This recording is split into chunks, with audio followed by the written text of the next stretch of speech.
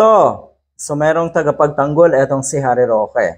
So siguro naman ay nabalitaan na natin na merong mga liham matapos nga yung mga uniforme ng military na natagpuan dyan sa mga Pogo Hubs sa Porac, Pampanga. Eto naman, natagpuan din po yung mga or isang liham, isang dokumento na pirmado na itong si Harry Roque. Ang nakikita ng mga netizens, hindi kaya abogado ito ng mga may-ari or operators na itong mga Pogo na ito. Itong si Harry Roque. O, diba? Bottom line yan ay pera-pera talaga ang dahilan ng mga ganito. Kasakiman. Kasakiman. Siguro talagang may plano pa rin itong si Harry Roque na pumasok sa politika, na tumakbong senador. O, tignan natin ha. Pero sa mga kababayan ko, naku po, tignan niyo pong mabuti ang itsura na itong si Harry Roque at ang kanyang mga pinaggagawa. Okay.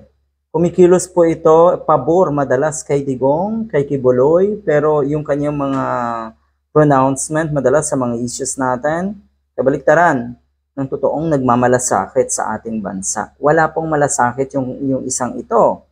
Natatandaan ko yung sinabi ng mga kakamping dati na eto'y dating human rights lawyer at ngayon nga naging animal rights lawyer na ito si Harry Roque dahil mga animal, mga hayop ang kanyang ipinagtatanggol katulad ni na Digong at ng iba pa. Ganyan po, katulad ni na Kibuloy nga. Ay kung hindi ba naman hayop na matatawag yung isang katulad ni Kibuloy, ay ano yun? Diba? Kaya ang lakas ng loob natin tawaging hayop ang mga katulad niya dahil karumal-dumal po ang mga akusasyon laban sa kanya at kung yun ay simpleng akusasyon lang, paninira sa kanya, abay talaga lang, maniniwala pa tayo doon, ay napakatagal na issue, napakatagal nang maraming nagrereklamo kay Kibuloy. Anyway, napunta na tayo kay Kibuloy. Eto yon, nanindigan na itong PAOCC, spokesperson na kung sino man, na yun daw ng mga natagpuan na dokumento na merong signatory or sign na itong si Harry Roque ay hindi naman daw, or sabi dito, not of suspicious or criminal nature. Wala daw criminal or wala daw kung anumang kaugnayan sa krimen itong mga dokumentong ito. O sige, pagpalagay natin, ngayon wala. Tignan natin sa mga susunod na araw kung ano pa yung mga maglalabas ang baho ng isang Harry Roque at kung ano ang totoong connection niya dyan sa mga Pogo operators na yan. Pero yun nga, delikadesa. Ano po?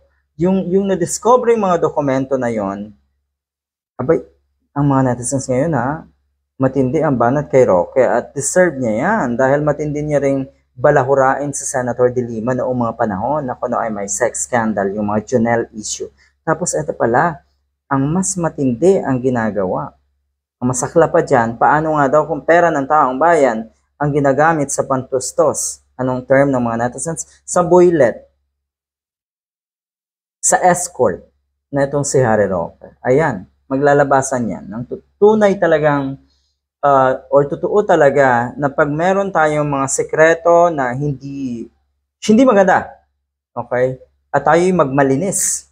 Maigi pa siguro yung mga taong may ginawang kabulastugan pero hindi nagmamalinis. Mas bilib pa ako doon. Pero yung mga ganito na ang dumi pala, nagmamalinis pa at nagmamarunong. Di ba mas kasuklam-suklam yung mga ganitong klaseng tao? Natagpuan din umano ng PAOCC ang isang affidavit of support na nagsasabing si Harry Roque ang magpopondo sa travel cost ng kanyang nooy executive assistant. Social. May executive assistant na isang dating contestant daw ng beauty pageant for male. So alam na natin yan. Abay Diyos ko, kadiri talaga. Kadiri. Ulitin ko walang problema na lahat naman tayo may sikreto sa buhay, Pero wag na wag po tayong darating sa punto na tayo magmamalinis. Alam na alam niyo ang kuno ay kabulastugan ng ibang tao pero hindi mo alam ang sarili mong mga kademonyohan. Kakaiba yan. Good luck.